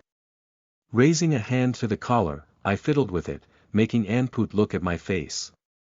Giving her a smug grin, I watched in amusement as she tilted her head slightly, her cheeks darkening slightly as she pursed her lips. The training grounds descended into silence, the only sound being the slight crackling of the runes floating around Leon. Sighing, Anput looked at me, before asking, "So, do you want to spar today or tomorrow?" Seeing her eyes flicker between my new collar and my face, I chuckled before saying, "Today. I want to get my blood flowing." She nodded, moving back towards the center of the field. Letting my hand rest on Jahi's, I gently stroked them before getting up. After grabbing a practice dagger, I stood opposite of Anput, watching as she dropped into the same stance as yesterday. Readying myself, I waited for Jahi to count down, before rushing towards Anput, my dagger stabbing towards her midriff. Swaying, Anput slashed her sword towards me. Jumping backwards, I rushed forwards again when her blade was still overextended. Slashing at her, I sidestepped the elbow that was aimed at my chest. Blocking my dagger with her blade, I moved back from her, marveling at how everything felt much better than yesterday. I felt like Anput was slower, albeit slightly, while I was moving faster and in a more controlled manner. Everything felt much clearer, and after taking a breath I realized that my body definitely felt stronger and lighter. Seeing Anput dash forwards, her blade swinging down towards my skull, I grinned before sidestepping her swing, thrusting the dagger towards her side.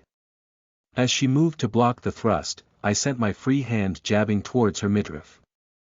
Coughing slightly, Anput took a step back as my fist collided with her abs. Shaking my hand slightly, I raised a brow as I took a quick look at her body, my eyes widening slightly as I saw the slightly defined six-pack that I hadn't noticed till now.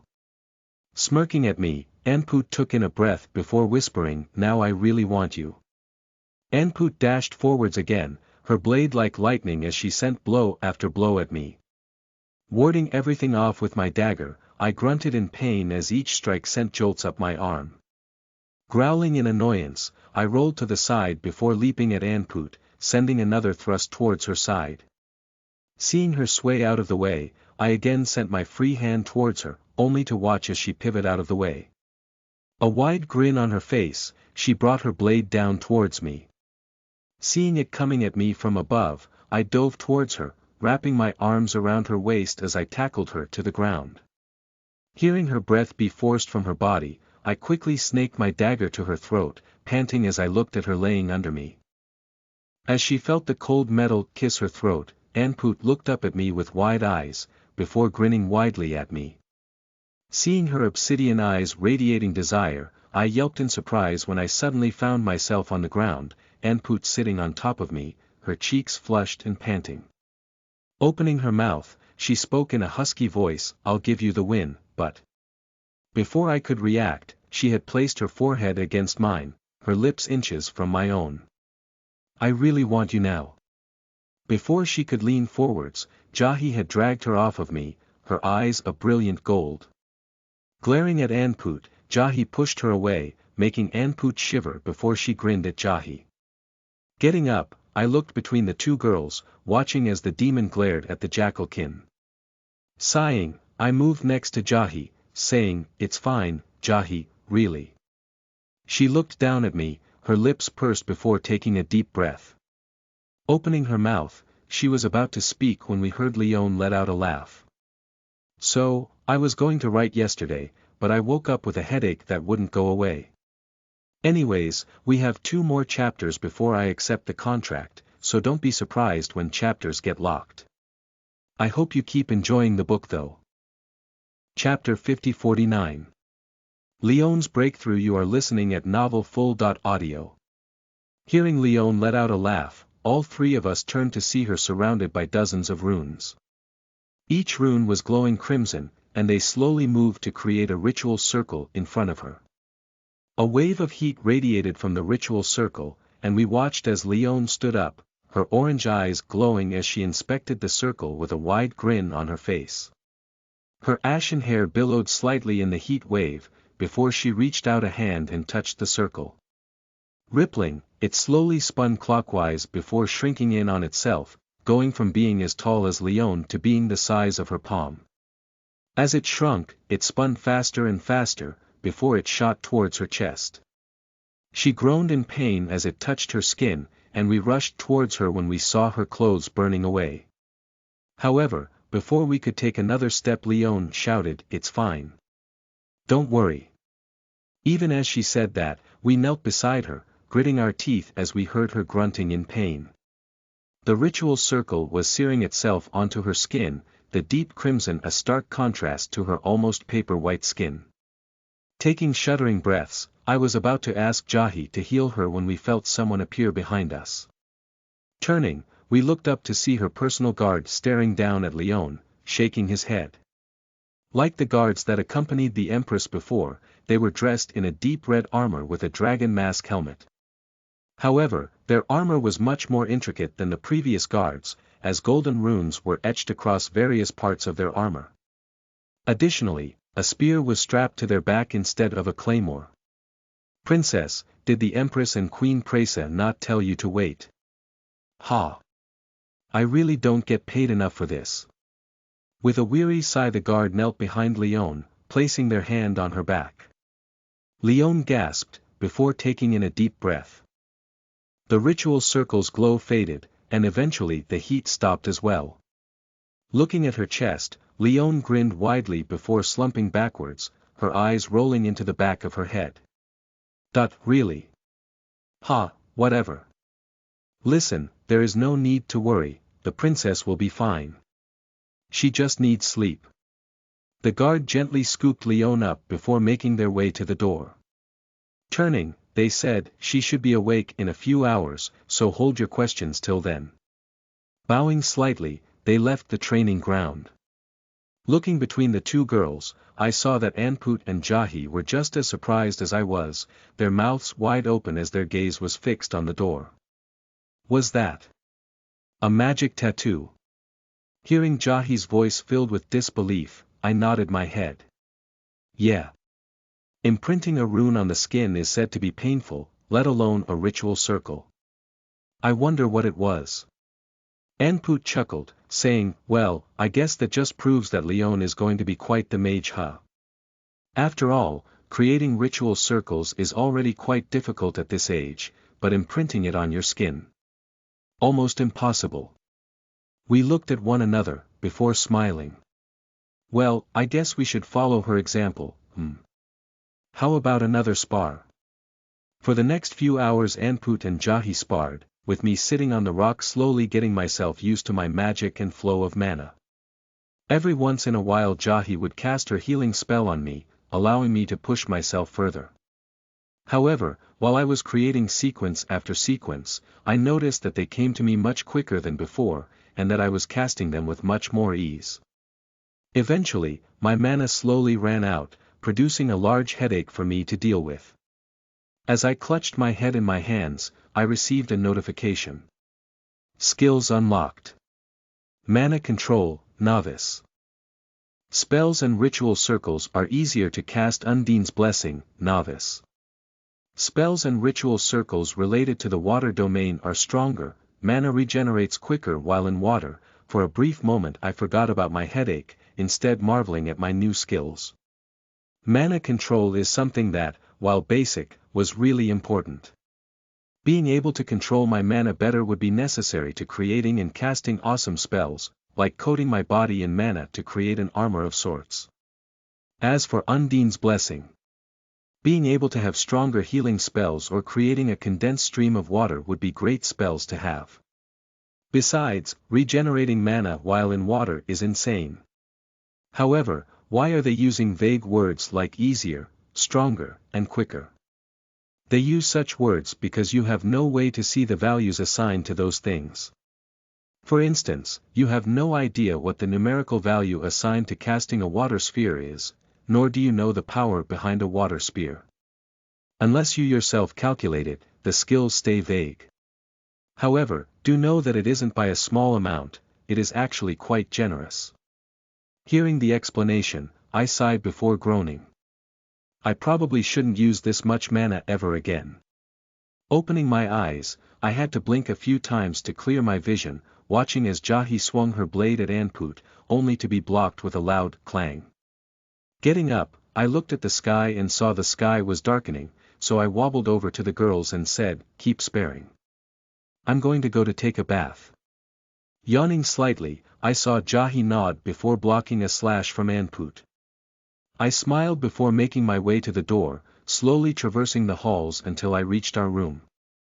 Opening the doors, I shuffled to the bedroom, where I threw off my clothes and quickly made my way into the bath. After rinsing my body off, I lowered myself into the warm water, moaning slightly at the small rush of energy I felt when the water lapped over my skin. Sighing, I leaned against the wall and closed my eyes, letting my mind wander as I let myself recover. I don't know how much time had passed, but eventually I felt someone wrap their arm around me. Looking to my right, I saw Jahi smiling down at me as she sat beside me. Without a word, I leaned closer into her, enjoying the warmth of both the water and her body. Giving me a brief kiss on my cheek, Jahi sighed as she leaned into me. Closing my eyes again, my mind drifted away, enjoying the warm silence in the bath. Opening my eyes, I noticed that I was lying on our couch, wearing my chemise. Looking around, I saw Jahi standing in front of a bookshelf, sorting through the various books before grabbing one. Turning, she grinned at me before saying, "Sleep well." Yawning, I nodded, before asking, how long was I asleep?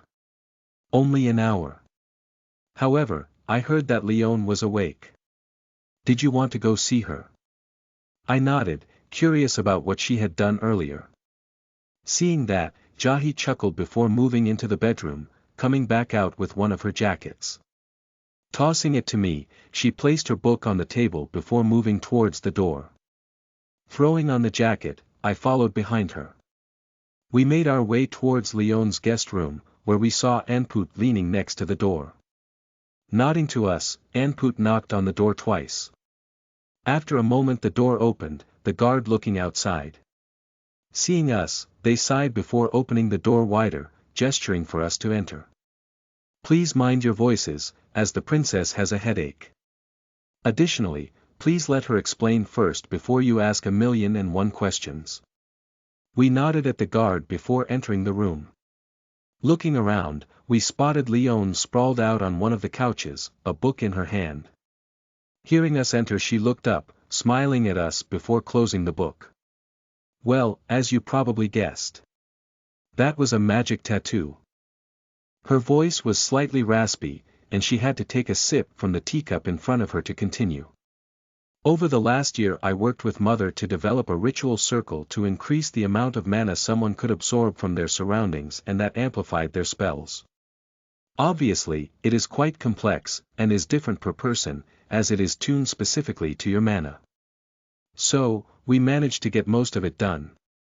Earlier, I managed to finish it, and well, I guess I got too excited." Chuckling, she gently touched the center of her chest, continuing, "I completed it. And while it hurt, quite a bit actually, I think it was worth it. Now, all my spells related to fire will contain more heat, and I can gather more mana from the surroundings." Taking a deep breath, she leaned back into the couch as she looked at us. "So, any questions? I know it's simple, but magic tattoos are quite complex." Anput and Jahi shook their heads, satisfied with the answer. Looking over at me, Leone raised a brow. Seeing that, I shook my head as well, before moving closer to her. "Are you okay now?" She chuckled, before nodding. "It aches, and I have a headache, but other than that, I feel fine. I nodded, before saying, have you eaten? Would you like me to make you something? Leone pursed her lips, her cheeks darkening slightly as she nodded. Smiling down at her, I turned to see Jahi narrowing her eyes at me, while Anput had a brow raised. Sighing, I said, I'll make something for all of us. Stay here. Making my way to the door, I looked towards the guard and asked, will you be joining us? Chuckling, the guards shook their head. Thank you for offering, but I'm not hungry. I nodded, before making my way out of the room, towards the kitchen. Putting this here in advance. Thanks for 200k views and 600 collections. I hope you continue to enjoy.